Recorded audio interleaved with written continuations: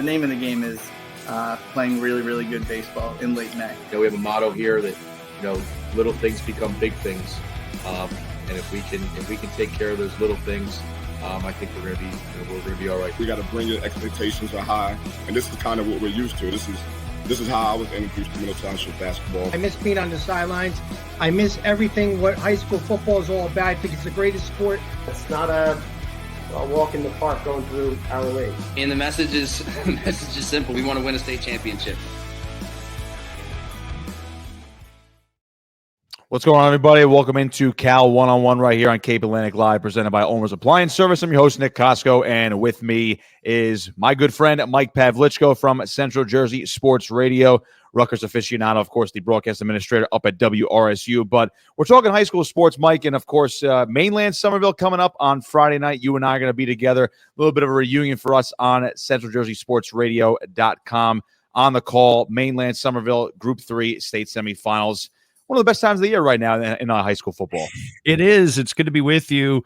And I have to tell you that Nick put dibs on this game, I think, in early September.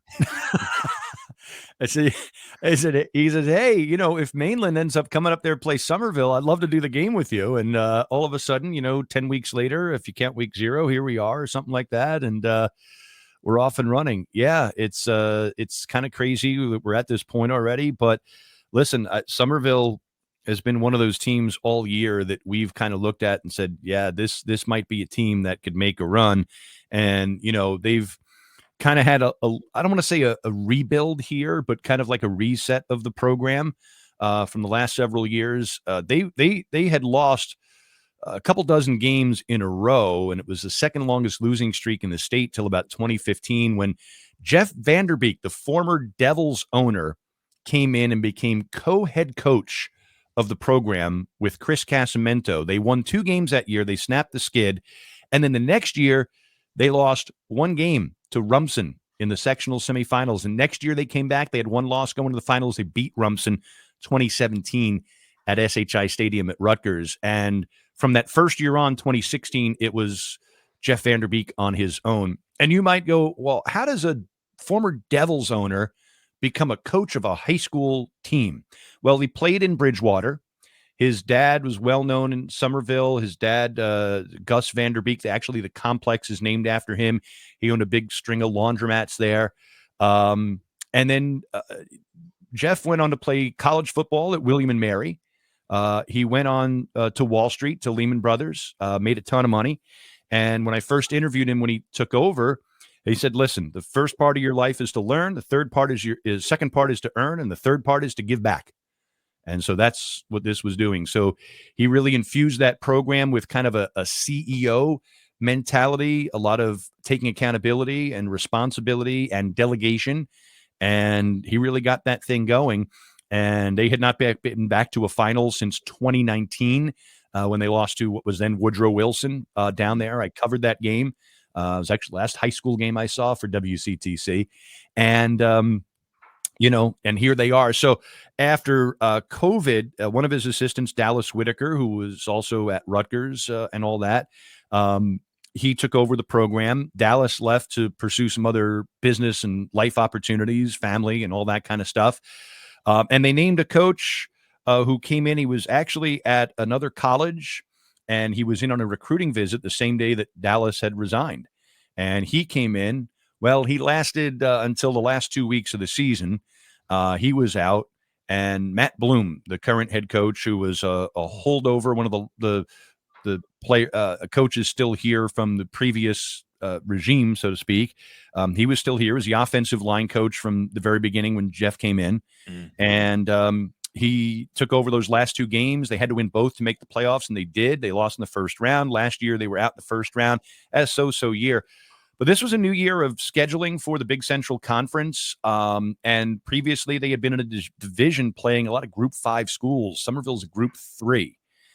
So this year, down a division and playing a lot of 4s, some 4s and 3s, schools like Rahway and Summit's a group, the Cranford's, it's some bigger schools, Montgomery, which struggled a bit this year, Hillsborough in the opening game they built. You know what Hillsborough's been. They beat Hillsborough in that game, Mhm. 21-20, closest game of the year.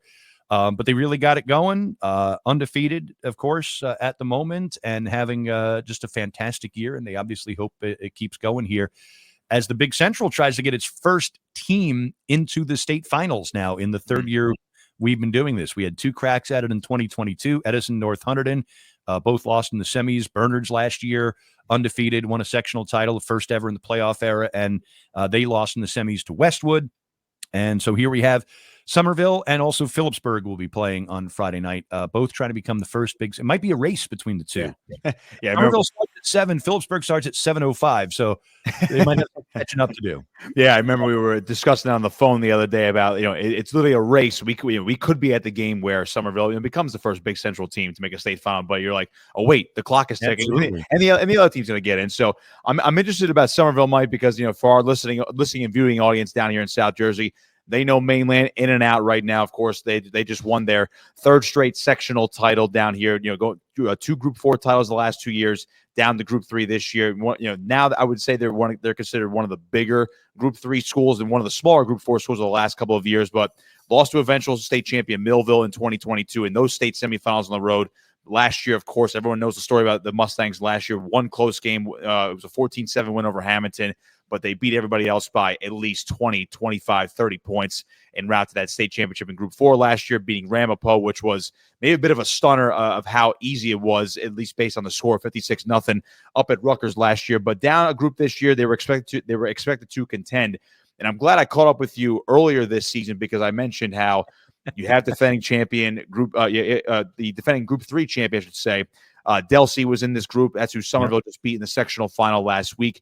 They underwent a rebuild and then a late restart in season the last few weeks, and they went on a run and nearly made a run to another sectional championship to get to the state semifinals. So when I was looking ahead at the schedule this year and how the brackets might unfold and the way Somerville was playing, I was like, maybe we see Mainland go for a second straight state title and take on Somerville, which is looking for its own type of program history. So I guess from your perspective, what was your initial reaction when you're just like, okay, Somerville having a historic year, 12-0, this could be a state championship team, but here comes the defending state champion down a group this year. It's like it was like a freight train coming up to Somerville. Yeah. Well, I'll tell you what. It's really kind of more like the last couple of years were the blip for Somerville, so to speak. And you figure it might have taken them a little time to get back, 1 full year under Matt Bloom. But I mean, if you go back and you look at Somerville since that, 2016 season, and they also had a little wild stat here I'm going to get to in a second. So in 2016, they were undefeated until the semifinals. They had that at home and they lost to Rumson 21-13. So they're 10-1 in 2016 after losing 20 plus straight. And then in 2015, they went 2-8. But in that 2017 year, they beat Cranford in the opening game. Cranford was the defending sectional champion. So to beat them in the opening game after a 2-win season, it kind of raises some eyebrows. So then they come back in 2017 and they drop a game to Rahway. But then they come back and they beat Rumson in the championship game and finish 11-1 and win the sectional title. 2018, they came back and they went to the final again, and this time at Somerville, and they lost to Rumson. But for a while there, those 1 losses, they were kind of beating every team that they had lost to. You know what I'm saying? So like they lost to Rahway in 2017. They came back, they beat Rahway in 2018, and in 2019 they go on. They lose 1 game to Summit, and then they lose to Woodrow Wilson the championship. So when you look back at them, 2016 10-1, 2017 11-1, 2018 11-1, 2019 they were 10-2 and lost to Woodrow Wilson. 2020 they were undefeated. They went 7-0. They had the 2 weeks of pods that leagues could do. So they beat Woodbridge in the first round, and we figure, now they're going to go and play Phillipsburg, which I think had 1 loss at the time, and everybody was considering the top 2 teams in the Big Central. And both of them had been around people who had COVID. Some of them had COVID, and they wound up not playing the game. So they finished 7-0. So then they come back, 2021, they have Dallas Whitaker again. They go 8-3. They lose to Cedar Creek in the playoffs. They got to go all the way down there with this playoff format. Yep. 2022, Matt Bloom comes in. They go 4-6. They did win the last 2 games to get in the playoffs. So they were 2-5 a couple of weeks before the cutoff. They beat Hillsborough. They won at South Brunswick. They got in. And then, of course, 2023, first full year with Matt. They went 5-5 last year. But again, they were playing Group 5 Old Bridge.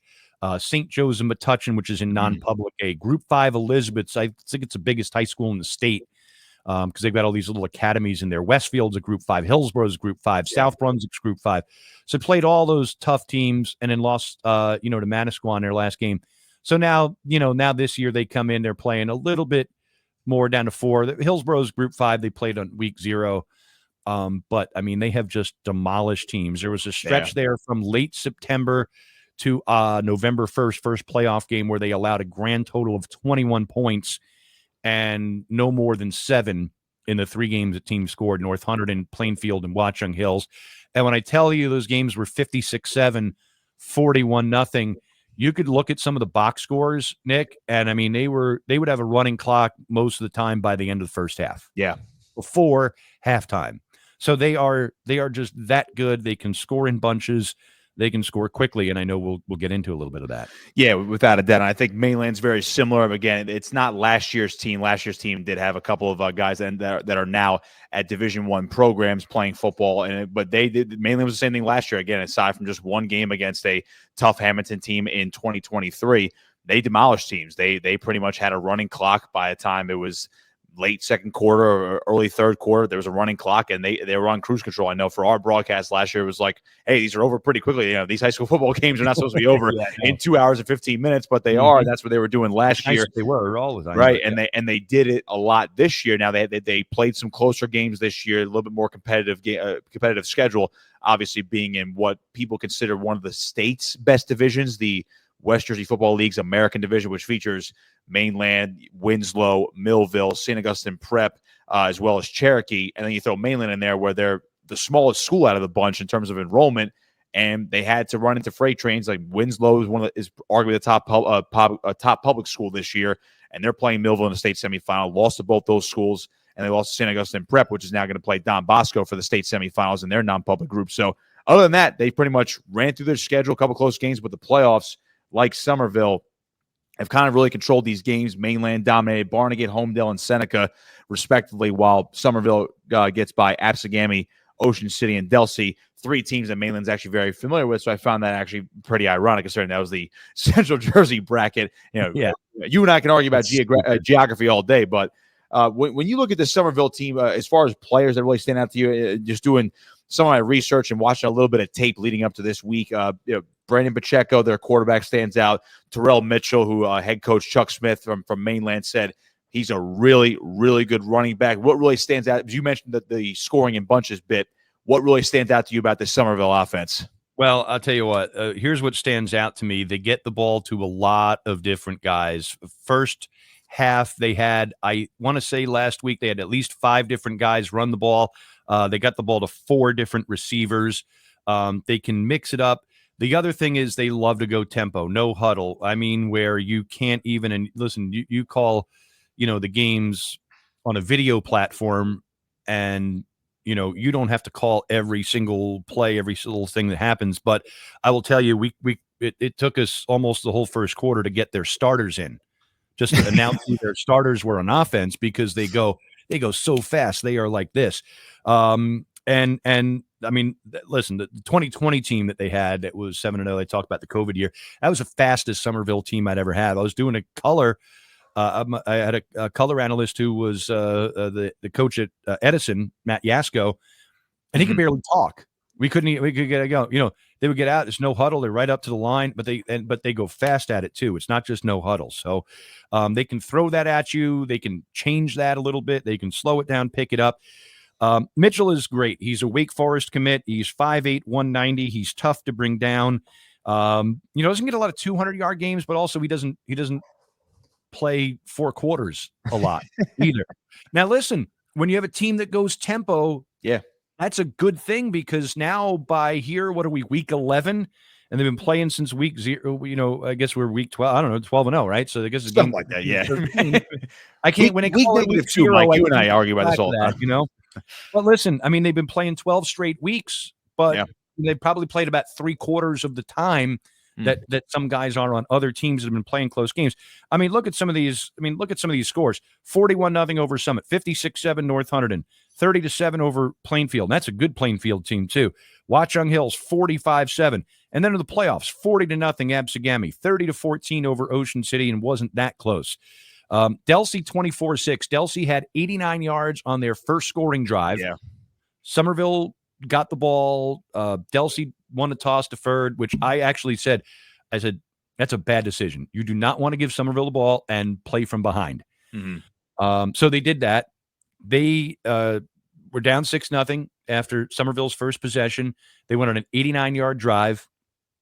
They had fewer than 89 total the rest of the game, threw the ball once. Yeah. So now this week is going to be a little different for Somerville, but I know we'll get to the defense and the Mainland offense in a minute. But Mitchell is just tough to bring down.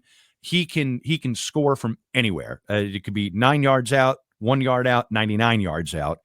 600-yard games from the stretch, Montgomery through Plainfield. So he has just lit it up in the first 2 playoff games. He had 27 for 166, 3 touchdowns. So he doesn't have to have 200 yards in every game. Like I said, he's going to Wake Forest. Brendan Pacheco, he is going to get more offers here soon. People are going to see this season and see what they've done, and they're going to be impressed by that. They got a tight end who's great, Max Newsy. He's 5'10", 190. They only had, he's only got a little more than a dozen catches. But here's the thing, when you can run it to Terrell Mitchell 6 times on a drive, and then you throw to your tight end who's normally blocking for him, nobody's covering him because they're all looking at Mitchell, and all of a sudden you get it to another guy. Receivers and guys they can get. Josh Rodriguez, a wide receiver who will line up in the Wildcat. Yeah. And in fact, they started the game with him last week. We're looking at him and go, well, that's not Brendan. They've started with Rodriguez in there taking a couple snaps. And he doesn't really throw it. I don't think he's thrown it all year, but he'll hand it off and they'll do different things, but he has the ability to do it if they want. They're just multi-dimensional. And for example, last week, Delsey was not very multi-dimensional. It was wing T, which was tough. But once they saw that first drive and they kind of knew what they were in for, then they kind of figured it out. But this Somerville team can score in a lot of different ways. They can run it, they can pass it, they can do trick play. I mean, they're so fast. Yeah. They are quick and fast, and all of that just works with the offense, but they get a lot of different guys involved. And I think that's the big thing for them. And I think they're going to be well rested because again, they are not used to play. Now, maybe here in the playoffs, the last couple of weeks, they played some closer games, but throughout the year, this might be more of like a week 9-ish type of team in terms of time and beat up and all that. Yeah, I would say it's very similar with Mainland. And again, they did play some closer games at some point this year, including that game against Delsey at the end of the regular season where they had to win that one 21-14 in overtime, a wild comeback by the Mustangs, which is, I would say, essentially clinched their seeding in the playoffs, which was the number 2 seed in the sectionals. And you mentioned all the speed there for Somerville in that offense, and Mainland likes to get downhill with their defensive attack, and they really go through their front 7, their big defensive line, led by Dan DeFeo, TJ McBall, Ethan Schock. Matt Mewis has really stepped up this year on the defensive line. I think he might be around 10 sacks now on the season. He's really come into his own. Then, of course, the linebackers, Colt Russo. You look at Chase Hogue, their leading tackler, has over 100 tackles this year. It feels like Mainland, if they can keep them in a box and limit the big plays, that could be the key for the Mustangs defense. But again, they've seen they spread the field a lot. Yeah, they've seen a lot of fast teams this year. They've seen what Winslow can do, and they've seen what Millville can do. And this could be the fastest team they've seen all year collectively. And you if you're Mainland, you play a team like Millville, for instance, Lazier Brooks, their wide receiver. He's going to Alabama next year. He's the best play. He's one of the best players in New Jersey. He's easily the best player in South Jersey. I mean, again, I think he now has state records for career touchdowns and yards for a high school wide receiver. So they've seen top-notch players, and they're going to see more here as well. And, of course, I can't forget to mention Rocco DiBiaso. They're one of their linebackers, Mainlands, and he's obviously their bell cow on offense right now, but he'll get downhill as well. And, again, loves to blitz. And then the secondary could be tested. Again, you mentioned the speed, so they'll try to limit things in the secondary as well. So on flip sides of the field now, you mentioned the speed on offense for Somerville. I got to imagine that same speed is going to translate over to the defense. It does, defense, yes. yeah. What kind of defense do you see from the Pioneers? Again, Mainland, not quite Delsey, where they're one-dimensional with the wing T. They're able to run it out with play action. They can air it down the field. Franchini's in his third year as the starter, only a junior at quarterback. He can air it down the field, and they do have some good playmakers. And as long as Jake Blum is firing off on all cylinders, he was their first ever 1,000-yard wide receiver in Mainland history. So it seems like they're a little bit more well-balanced and not quite what they saw last week against Delsey. Certainly, yeah. There's going to be the added dimension of the passing game. And I mean, that quarterback has thrown for 1,900 yards. But I will throw the other part of that stat at you is that Franchini has also thrown 10 picks with the 19 touchdowns. And Somerville, I said to Matt Bloom before the game last week, I said, listen, they don't throw it very much. I said, your 14 interceptions are not going to do you much good in this game. They might do them good here on Friday night. It could. So it's a quarterback who's, a 2-to-1 touchdown to interception ratio. That's a guy. So either they're going to want to limit that or he's going to have to be very smart about where he throws it to. And I think ultimately both of these teams, the opposition is the best team they're going to see all year. I would agree with that. Somerville's got a 3-man front.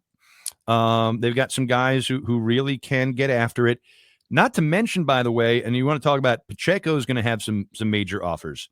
I don't know if he'll be D1, but he will have some major offers.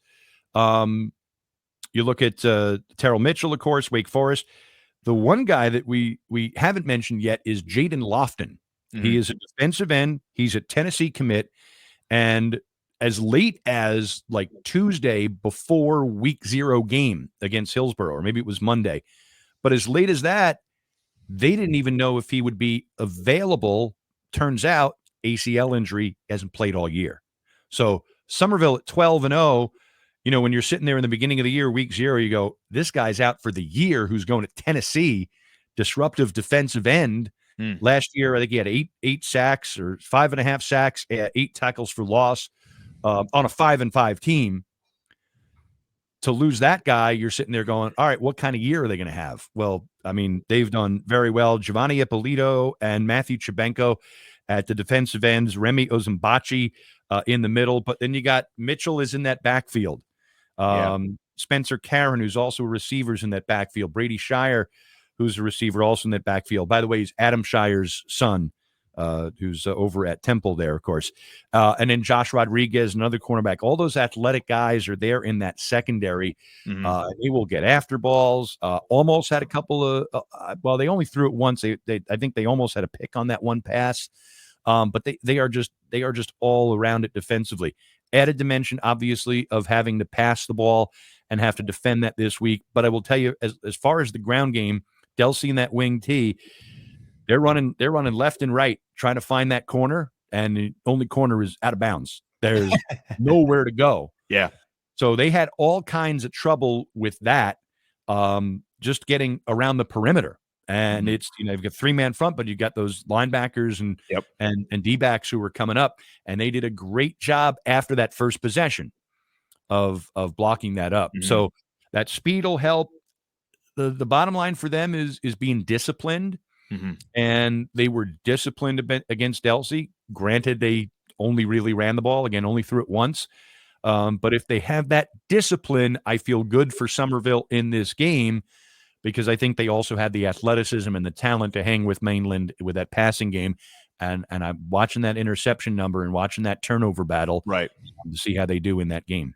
Yeah, I'm not going to say it's a misleading stat because Franchini can be a bit of a gunslinger. 4 of those picks, though, did come against St. Augustine Prep, so that kind of maybe skews the number a little bit. So that was obviously an off game for him. But, so if you take that game away, then you look at 19-6 at that point. But still, you are right, especially with an opportunistic defense. You got to be smart with the football. And I think Mainland's biggest advantage on offense going up against athletic defenses, as you mentioned, the pursuit of the ball from Somerville is pretty much elite in terms of all these Group 3 schools. And again, this is probably the best game we'll see between Group 3 playoff teams. Now, I'm not going to pretend I know the North teams in and out, but I got to imagine it seems like we're bound for the winner of this game on Friday night is going to be the favorite, we'll say, without using betting lines on high school football, is going to be the Old favorite. Tappan and Pascack Valley. Right. I would imagine between Pascack Valley and Old Tappan, the Mainland-Somerville winner is probably going to be looked at as, okay, that's the popular pick, I'll say, to win the whole thing. It would be favored to win. You could say they would be favored. They'll be favored. Yeah, we can throw a few shekels in the game after we're done. So we're not calling that one. So I'm not going to ask you for a prediction because again, you and I are going to be on the call together, which is going to be really fun. I'm Dustin. I think it's going to be a great, tight, hotly contested game. Yeah. I don't know if we're going to see a shootout, a good old fashioned shootout, or what. But we'll have to see. Maybe like the high, maybe mid to high 20s for each team. You could look at 24-6 last week and go, wow, Somerville only scored 24 points. It would be their third lowest output of the season, 22-0 over Hillside and 21-20 over Hillsborough in week 0. And we all know what week 0 football is like. It's never perfect. But really, the only reason that Somerville probably only scored, I think they punted once. Only reason they only scored 24 points is because Delsey has the ball for like 9 damn minutes. You know, that's because I don't have the ball for 2 weeks. I think Somerville only had like 6 possessions in the game. Right. And it was very similar. Mainland's game against them at the end of the regular season was very similar as well, where they just I think they scored first. This was on the road. They scored first. Delsey tied it. It was 7-7, I believe, for like the entire game. It was Delsey again playing ball control. There were some punts, some missed opportunities, and then they scored near the end of the game. And then it was 14-7 with about 90 seconds to go. Then, of course, Franchini, gunslinger, got them down the field in about 4 or 5 plays. They score, they tie it, and then they end up getting the win in overtime. They got the ball first, they scored, and then they made the stop in overtime. So you're talking about scoring. They had 3 scoring possessions. I believe Mainland might have had the ball, again, like you said, between 5 and 7 times overall in that game. And one of the scoring possessions was in overtime anyway. So Mainland can play ball control, but because of their, I would say, they have a little bit more explosiveness than a team like Delsey in order to strike fast. Because Rocco DiBiaso has broken a lot of long runs. The freshman running back, Dylan Granzow, has really come into his own over the last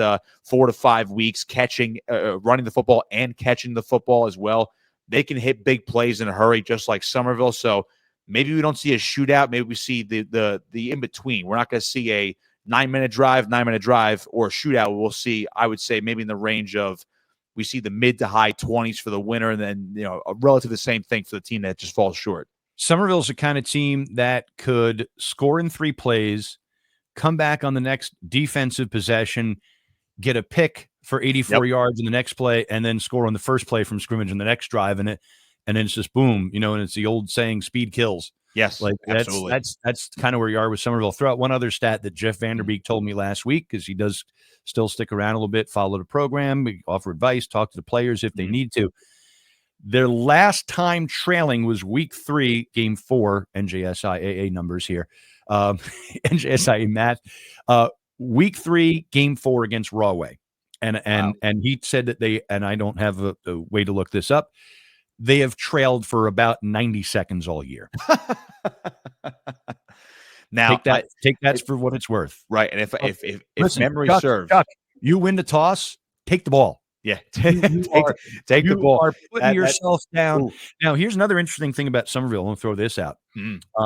They do not kick an extra point very much.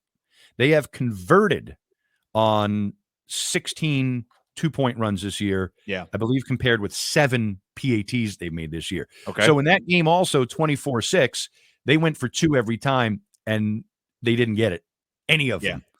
Now Delsey did one on theirs and they didn't get it too. So that game anyway could have, easily been, 30. Right. And on the flip side of that, Mainland kicks the extra point all the time as Nate Cashy, their kicker, who's already the team's all-time, or the school's all-time leading scorer. He's 46 of 46 on PATs this year, and he's 3 of 6 on field goals. So it'll be interesting to see the shootout. It'll be interesting to see if you do get a lot of points scored here, if Somerville elects to kick more often because they don't want to be playing catch up. They want to play trading 6s for 7s like in basketball. You don't want to trade 2s for 3s. Right. So it'll be interesting to see if they do change that game plan a little bit this week coming in. Yeah, because Mainland does present more of a kicking threat than I would say other teams. So And Mike and I will Delsey be is on a little better in those short yardage situations too, which is like a on a 2-point conversion than they were in open field. So that's probably why they didn't get those, but they had they could bust those 83-yard runs. They can't get the 3 yards for a 2-point conversion. All I can say, Mike, is that I think we're in for quite a game on Friday night. It might be one of the better state semifinal games we see. And again, I mean, how many groups are there? There's 5 groups, and there's a couple of non-publics. There's what 12, 14 games this weekend, somewhat along those lines. So I think out of the 12 or 14 games that we're going to see, let me do quick math here. We got 5, 10. 14. That's 14. We got 14. Because we got sectional / group semis in the non-publics. Those are 4 each. There you go. Then we got 10 here. All right, so quick math tells me it's 14. So out of the 14, this might be I'm going to go on a limb here and say this might be a top 3 game this weekend. I would absolutely agree with you on that 100%. Yes. Without a doubt. So Mike and I are going to be on the call on Central Jersey Sports Radio on Friday night. Kickoff is at 7 o'clock. CJSportsRadio.com. Check it out. There is no paywall, by the way. So it's free, baby. If it's free, it's for me. It's for free. Well, it ain't free. We got some sponsors. So, we have to pay those bills as well. But I know you guys do as well. And listen, I want to tell you, by the way, first of all, you made me have to shave for tonight. So hey, that's all right. I shaved before too, so I cleaned up a little bit today. Don't worry. Did you? And then I also want to tell you that my son Ryan, who I think is on the other side of this wall playing video games, he is a huge Nick Kosko fan. And when I said I'm going to tape a segment with Nick Kosko, he posted this morning. I said, yes, he did. yes, I did. He probably watched more of Chuck than I did. Yet, but I got to get back to that too. But he might be a bigger fan of the Chuck Smith show than I am, and I do the show. Now he has another video to watch of you and me together, so he gets excited. He likes to play them at breakfast while he's eating his waffles. He's getting ready, man. He's ready for Somerville Mainland. He might be. He cares about football at all. He just thinks it's fun, and you might have met him even at the radio station. Yeah, probably a while back. Now I'm thinking about it during my student days at Rutgers, if you can believe that. So one more before I let you go, Mike. And again, CJSports.com on Friday. Again, kickoff is at 7 o'clock. Listen live anywhere on your internet browser, on your phone, on your desktop, in the car, wherever the case may be. There's the logo right there from Mike. It's a great logo. And again, I really appreciate that you started this out and did this project on your own about 5-6 years ago now. Started it in June and July during COVID. Yeah, so I get it. We need more of the passion like what you do, and I'm glad we do it down here and you do it up there, so it kind of gives us a nice little wide coverage area. So again, CJSportsRadio.com on Friday, Mainland-Somerville Group 3 state semifinals. Kickoff is at 7 o'clock at Somerville. Mike and I will be on the call together. Again, free. If it's free, it's for me. I'll let the listening audience, the viewing audience, be reminded by your playoff predictions, and not quite predictions, but projections, because you do quite the math. You've basically cracked the NJSIA formula, how it's calculated. Last year, I know you and I had a lot of conversations about the Billboard Power Index a few years ago when I was still on a different radio station and we were doing a different high school show. But you have cracked the code, and correct me if I'm wrong, but you predicted every single playoff team in the exact right position this year across the entire state here in 2024. I did. Yeah. I don't do the non-publics because I can't read minds. No. And seating committees like college football, we can't do that now. Right. So we did all public school teams. I used to only do the ones we were in, but now everybody kind of relies on each other with the OSI and the strength index. It's like, you might as well do all of them. Right. And I'll tell you, every year you get a team somewhere that, like one year we had Asbury Park, who was, I think, going to be like a top 8 seed. But they had a number of disqualifications earlier in the year, so they were ineligible. And that doesn't always get put in the papers. So unless you call every coach and call every league and call every reporter, you don't always know that. So, and now with the system, the way it is, and it's not just, the top 8 in each section. So maybe they would have been top 2 and you got a section you didn't worry about. Now it's like the entire state. And now they snake the bracket, so you could be in a different bracket entirely, not just that. So it threw off, the next 12 teams, let's say. I actually called around a little bit. I said, hey, anybody know of any that we have? I knew we had one in our area, and they didn't wind up making the playoffs anyway. But we got kind of nailed it all down. And it's funny, there were not a lot of kind of question marks heading into Saturday either, because, a lot of those North and a lot of the group 4s and 5s, a lot of them playing Friday nights because they're bigger schools. They generally have lights. and all that kind of stuff. They're maybe not squished into neighborhoods as much as some of the smaller group 1s and 2s. Yep. So they were all kind of done, the night before. But I mean, I'll get coaches from down in your area. I'll get coaches from like Penns Grove.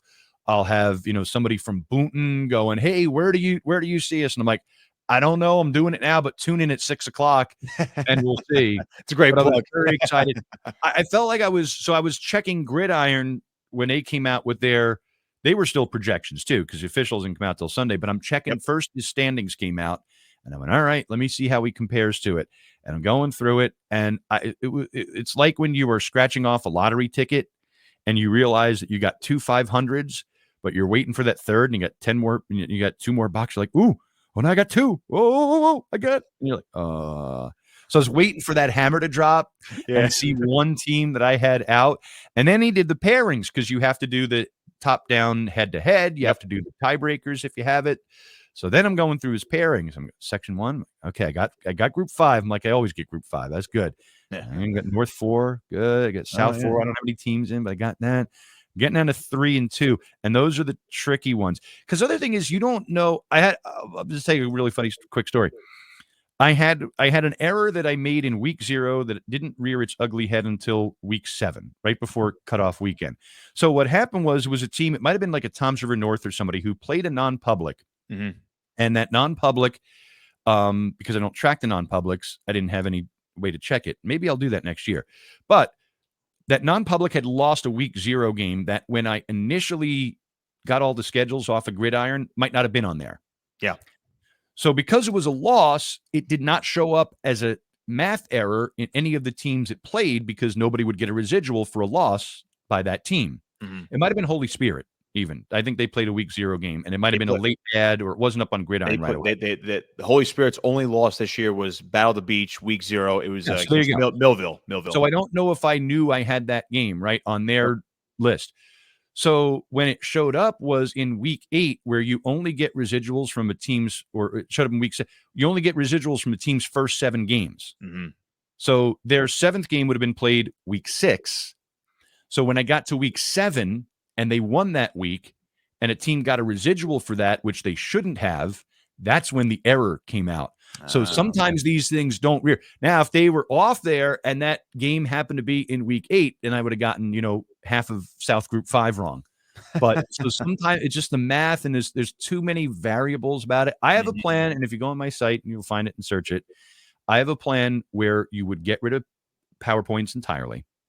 You would go to OSI, but instead of 100% for a win and 50 for a loss, you'd get 20 for a loss. Yep. The thinking there being that PowerPoints, it's a lot bigger of a difference for a win versus a loss.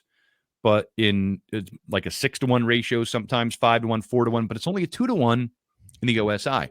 Mm-hmm. And we had 8 3-win teams in the playoffs this year and 3 2-win teams in the playoffs.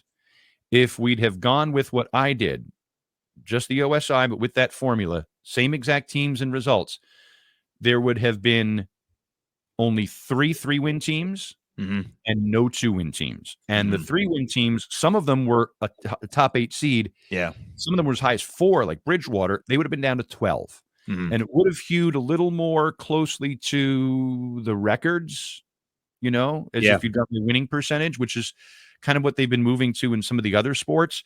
But I think it would have been fairly accurate if you looked at like the top 4 across all the sections of the state. About 75% of the teams would not have even moved.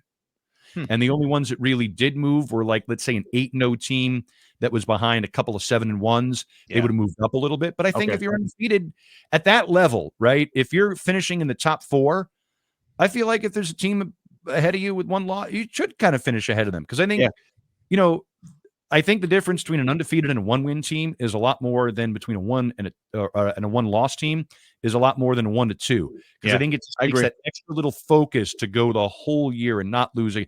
Like, let's not forget, we're talking about 16, 17, 16, sometimes 15-year-old kids.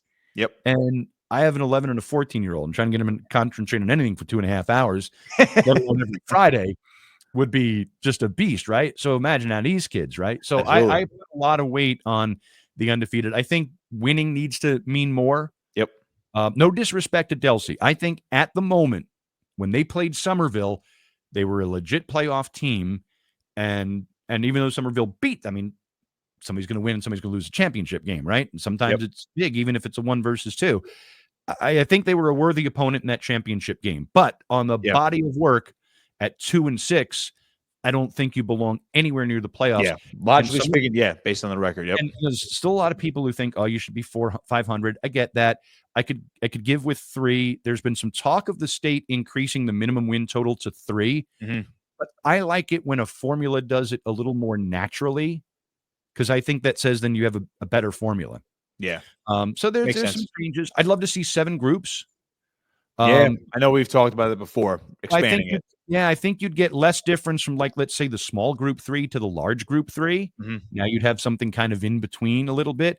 But think about this. You have 160 public schools in now. If you went to 7 and you went to 16 group sections instead of 8, you would have 168 teams in the playoffs. Right now you have 160 public schools. You would have buys for the top 2 teams in each section. So what you'd be doing is giving a team like Somerville that might play 14 straight weeks a bye. Does the NFL do that 14 straight weeks? No. I'm sure that's in collective bargaining. So college doesn't even do that either. I'm okay with playing 14 games, but they need a break. So, but if you made it 6, you could still finish it in 3 weeks. You'd get 8 extra teams, and JSI seems to like more teams in the playoffs. You'd get 7 championships. They seem to like more championships and trophies to give out. So. And the top teams would get a rest. The top teams who've been beating themselves up the most all season, okay, they'd get a little rest. And you'd get more competitive first-round games, because now you'd have a 6 playing a 3 instead of rather than a 1 playing an 8. And look at all the blowouts we've had, the 2s and the 1s. So give them a break. Let the teams get a chance to win a game before they go get mauled by Toms River North, okay? And you get more teams in, more championships, and it takes the same amount of time. Only downside is it costs the NJSIAA 2 more games at MetLife or Rutgers. But that's really the only downside. You know what? Grab another sponsor and you're set to go. That's pretty much it. That's easier said than done, but hey. Hey, Mike, I'm glad you gave your pitch again. I'm pretty sure we talked about that last year, because the idea was the expansion to 7 groups. So I'm glad we got that idea back out there. Maybe the NJSIAA is going to listen to this and they'll say, you know what? Mike Pavlichko was right. We're going to go to 7 groups. So, Mike, I really appreciate your time, my man. It was good to talk to you, and I will see you. Wait to see you Friday. Yeah, I cannot wait to see you Friday. We will be on the call together. Just to remind the folks out there, CJ Sports Radio, Central Jersey Sports Radio. You can find it on cjsportsradio.com. 7 o'clock Friday night, Mainland-Somerville, Group 3 state semifinals. The winner advances to Rutgers University, maybe even MetLife, depending upon schedules. I think it's going to be MetLife, because I'll tell you why. I've seen this in print that supposedly NJSI has booked 4 slots at MetLife on Friday, Black Friday. Then Wednesday is for the Thanksgiving Day games. So the teams that play on Thanksgiving, if they got to play a championship, play there. So they'll play at MetLife the following Wednesday, you're saying? No, that would be at Rutgers. It'll be at Rutgers. So Rutgers would be Sunday and Wednesday would be, unless they can't get them all in on Sunday, but I think they could. Like Phillipsburg, they play Easton on Thanksgiving. So if they make it, they would be slotted in for Wednesday. So that only leaves 2 more games at Rutgers. And I think if you look at some of the sections and some of the brackets, if Somerville got in, now Mainland could be different. I think if Mainland wins, I think they might play at Rutgers. It's a little more central. But if Somerville wins, I think if you had them in Pascack Valley, they'll go to MetLife on Black I Friday. think they're going to go to MetLife, because I think you could have some other teams that are a little further south of them playing Southern teams. And they would be more likely at Rutgers. I think that's the deal. If it's just based on geography, there could be other factors at play. Maybe Somerville doesn't want to play on a Sunday. Maybe they'd rather play. I don't know. But that would be a lot of time to have off. Or maybe they don't want to play on Friday, Black Friday. All I can tell you is if anybody's playing at MetLife on Black Friday, got American Dream right there, get there early. Plan to get there early. It's going to be a Black Friday nightmare at MetLife with American Dream. Yeah, just you can't even take the train. So just send me over the edge now. Huh? If you're listening, I just want to tell people, if they are listening on a laptop or a browser, you'll see on the right side of our page there's a Listen Live button.